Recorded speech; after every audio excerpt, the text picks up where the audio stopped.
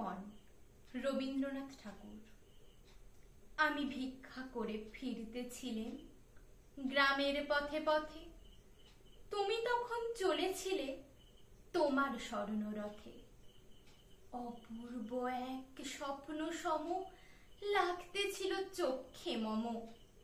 কি বিচিত্র শোভা তোমার, কি বিচিত্র সাজ। আমি মনে ভাবতেছিলেম এ কোন মহারাজ। আজি শুভক্ষণে রাত পোহালো, ভেবেছিলেম তবে আজ আমারে দ্বারে দ্বারে ফিরতে নাহি হবে।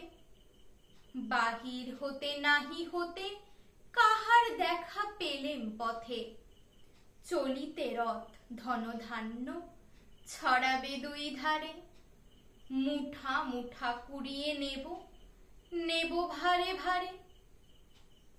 দেখি সহসা রথ থেমে গেল আমার কাছে এসে। আমার মুখপানে চেয়ে নামলে তুমি হেসে। দেখে মুখের প্রসন্নতা জুড়িয়ে গেল সকল ব্যথা।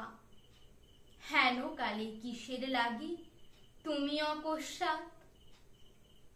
আমায় কিছু দাও গো বলে বাড়িয়ে দিলে হাত।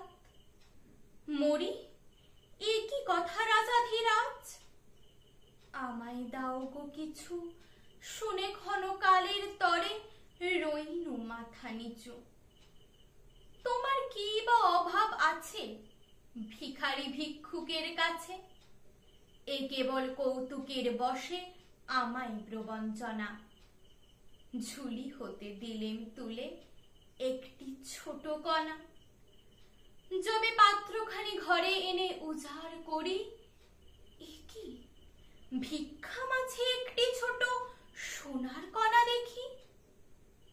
দিলেম যারা আজ ভিখারি রে, স্বর্ণ হয়ে এলো ফিরে। তখন কাঁদি চোখের জলে দুটি নয়ন ভরে।